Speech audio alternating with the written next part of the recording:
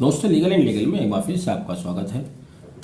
आज हम चर्चा करेंगे कोड ऑफ क्रिमिनल प्रोसीजर 1973 की सेक्शन 311 धारा 311। जैसा कि आप जानते ही हैं, न्यायालय को डिस्क्रिशनरी पावर देती है कि वह किसी गवाह को दोबारा बुला सकते हैं, रिकॉल कर सकते हैं, या किसी ऐसे व्यक्ति को जो गवाहों की सूची में नहीं है या गवाह नहीं था उसको कॉल किया जा सकता है, गवाही के लिए बुलाया जा सकता है। 311 को लेकर बहुत सारे कन्फ्यूजन समय समय पर आते हैं, तो बीच बीच में माननीय उच्चतम न्यायालय द्वारा जो निर्णय दिए जाते हैं उनसे उन कन्फ्यूजन को दूर करने में काफ़ी सहायता मिलती है। आज हम ऐसे ही एक निर्णय के आधार पर कुछ प्रश्नों पर विचार करेंगे जो आपके मस्तिष्क में 311 को लेकर उत्पन्न होते हैं। मैं बात कर रहा हूँ Satbir Singh versus state of Haryana SLP number 1258/2022, जिसमें उच्चतम न्यायालय ने 311 के एम्बिट पर विस्तार से प्रकाश डाला है और बताया है कि 311 का क्या मकसद है, कब इसको प्रयोग किया जा सकता है, कहाँ कहाँ पर इसमें क्या रेस्ट्रिक्शंस हैं। शुरू करने से पहले आपसे मेरा वही निवेदन, वीडियो आखिर तक जरूर देखा कीजिए ताकि केस पूरा स्पष्ट हो सके कि हम उस पर चर्चा किस दिशा में कर रहे हैं, क्या हमारा मकसद है और क्या हमें उससे हासिल हुआ। पहले इस वर्तमान केस पर थोड़ा चर्चा कर लें। सतबीर सिंह बनाम स्टेट ऑफ हरियाणा। दरअसल सतबीर सिंह जो कि यहाँ पर सुप्रीम कोर्ट में अपीलांट हैं, इन्होंने रेस्पोंडेंट के विरुद्ध कंप्लेंट फाइल किया था कि वह सतबीर सिंह के एम्प्लॉय थे, x employ.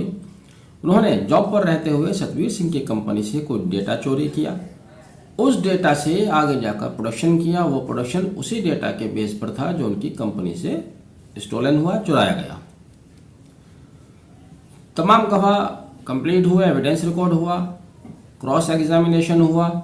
In between during the examination या पार्ट ऑफ द एग्जामिनेशन था ये कि जो डेटा वहाँ से चुराया गया था उस डेटा को जांच हेतु CFSL भेजा गया। CFSL चंडीगढ़ से रिपोर्ट आती है 20/8/2022 में और उनका भी बयान दर्ज होता है, क्रॉस एग्जामिनेशन होता है। वहाँ पर सतबीर सिंह का कहना ये था कि डेटा उनके यहाँ से चुराया गया। उसका समर्थन करते हुए CFSL की ओर से कहा गया कि हाँ, डेटा तो उनकी हार्ड डिस्क पर मिला, एक्यूज की हार्ड डिस्क पर डेटा मिला, लेकिन अब इसको ये स्थापित नहीं किया जा सकता, कंपैरिजन नहीं किया जा सकता कि ये वही डेटा है जो कि अपीलांट के यहाँ से चुराया गया था।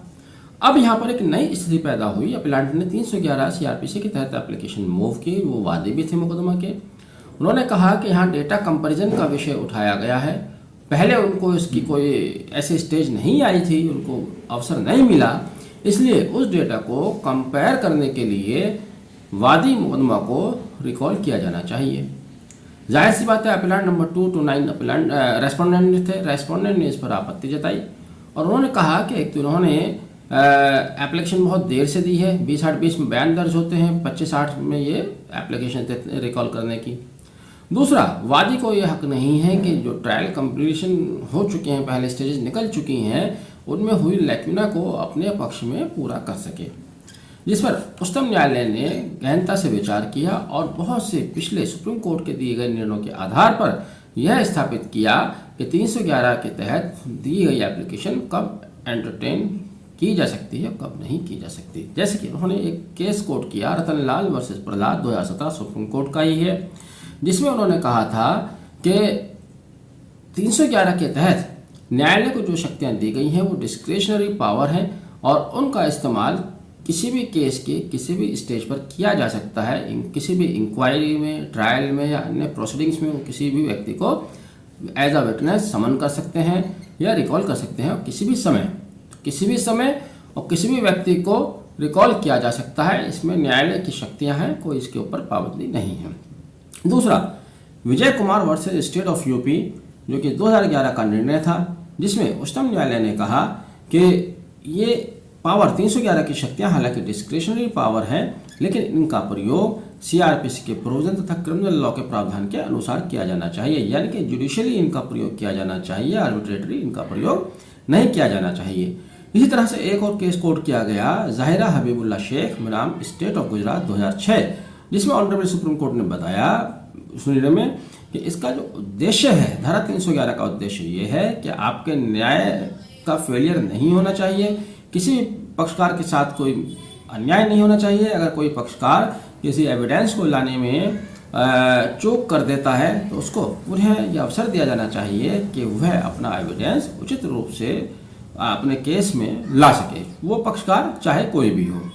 इसी तरह से एक और केस कोट किया गया, state of NCT Delhi versus Shiv Kumar, 2016 का एक केस है जिसमें उन्होंने कहा है कि रिकॉल एप्लीकेशन को जस्ट डिसीजन के लिए, सही डिसीजन के लिए एंटरटेन किया जा सकता है। ये न्यायालय की शक्तियां हैं, उसकी डिस्क्रिशनरी पावर है। लेकिन जैसे कि रेस्पोंडेंट के अधिवक्ता ने कहा था कि इसको रिकॉल करने में उन्होंने एप्लीकेशन देने में देरी की है, उस पर भी न्यायालय ने प्रकाश डाला। Umar Mohammad versus state of Rajasthan, जो कि 2007 का निर्णय है, यहाँ पर एग्जामिनेशन इन चीफ और क्रॉस एग्जामिनेशन हुए 4 साल की अवधि बीत चुकी थी, उसके बाद रिकॉल एप्लीकेशन दी जाती है, जिसको उस समय उच्चतम न्यायालय द्वारा डिसमिस कर दिया गया, खारिज कर दिया गया, क्योंकि वह डिले को जस्टिफाई नहीं कर पाए थे। यहाँ पर यानी कि उच्चतम न्यायालय का कहना यह भी था कि अगर आप 311 के तहत कोई एप्लीकेशन मूव करते हैं और डिले उसमें है तो उस डिले को जस्टिफाई भी आप करेंगे। अगर डिले जस्टिफाई नहीं कर पाते हैं तो आपका इस तरह का प्रार्थना पत्र, चूंकि कोर्ट की डिस्क्रिशनरी पावर है, खारिज भी किया जा सकता है। इस तरह से आगे बढ़ते हैं। एक और केस कोर्ट किया, मंजू देवी बनाम स्टेट ऑफ राजस्थान, 2019 का केस है, जिसमें सुप्रीम कोर्ट ने कहा था कि न्यायालय 311 के तहत अपनी शक्तियों का प्रयोग अपने रिकॉर्ड को, अपने एविडेंस को सही रखने के लिए कर सकता है। यानी कि अगर एविडेंस में कहीं कोई त्रुटि है उसको सही करने के लिए न्यायालय द्वारा 311 इन्वोक की जा सकती है। इसी तरह से स्वपन कुमार चटर्जी बनाम सेंट्रल ब्यूरो ऑफ इन्वेस्टिगेशन में कहा गया कि 311 की जो शक्तियां हैं वो डिस्क्रेशनरी हैं, लेकिन जस्टिस के लिए, सही जस्टिस के उद्देश्य को पहुंचने के लिए इनका प्रयोग किया जा सकता है, और जब आप इनका प्रयोग करते हैं तो रीज़न दिया जाना चाहिए। बिना रीज़न के इन शक्तियों का प्रयोग नहीं किया जाना चाहिए और ये न्याय के हित में होनी चाहिए।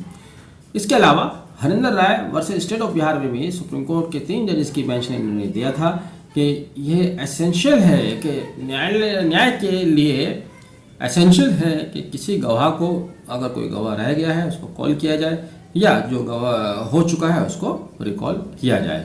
तो इस तरह से सुप्रीम कोर्ट ने बहुत सारे केस लॉ का हवाला देते हुए, जो कि उच्चतम न्यायालय द्वारा ही दिए गए थे, यह स्थापित किया कि 311 सीआरपीसी के तहत न्यायालय की जो शक्तियां हैं वो डिस्क्रिशनरी हैं, लेकिन वो डिस्क्रिशन जुडिशली एंटरटेन किया जाना चाहिए, जुडिशली इन्वोक किया जाना चाहिए, आर्बिट्रेटरी इन्वोक नहीं किया जाना चाहिए। दूसरा, वह 311 पे जब वो निर्णय लेता है कि किसी गवाह को बुलाया जाए, कॉल या रिकॉल किया जाए, तो वह न्याय के हित में होना चाहिए, किसी पक्षकार के साथ कोई अन्याय नहीं होना चाहिए। इस उद्देश्य को रखकर उस प्रार्थना पत्र पर ध्यान देना चाहिए। तीसरा, 311 के तहत दिया जाने वाला प्रार्थना पत्र केवल रेस्पोंडेंट या अभियुक्त के पक्ष के लिए नहीं होता है कि अपना ही पक्ष रखेगा, बल्कि वादी भी उसको प्रयोग कर सकता है। वादी अगर कुछ एविडेंस छूट गया है या कोई नई बात इस तरह की आती है जो उस समय उसको अवसर नहीं मिला था, अब वो रखना चाहता है, तो उसको भी 311 की एप्लीकेशन मूव करने का पूरा अधिकार है। तो इस तरह से जस्टिस एहसानुद्दीन अमानुल्लाह और जस्टिस एस.वी.एन. भट्टी द्वारा दिया गया 2 जजेस की बेंच का यह निर्णय है, जिसने 311 के ऊपर एक बार फिर से बहुत वाइड प्रकाश डाला है, बहुत स्पष्ट किया है चीज़ों को। मैं समझता हूँ कि वीडियो आपने आखिर तक देखा है तो आपको ज़रूर पसंद आया होगा। अगर आपको लगता है कि इसमें कुछ और बेहतर किया जाना चाहिए था तो कमेंट बॉक्स में ज़रूर लिखकर अपना कमेंट दीजिएगा, बताइएगा कि और क्या बेहतर हम इसमें कर सकते हैं। आपस में हम एक दूसरे से विचार करने के लिए यहाँ पर आते हैं, तो अपना विचार ज़रूर भेजते रहा कीजिए। वीडियो आपने आखिर तक देखा, thank you, have a nice day.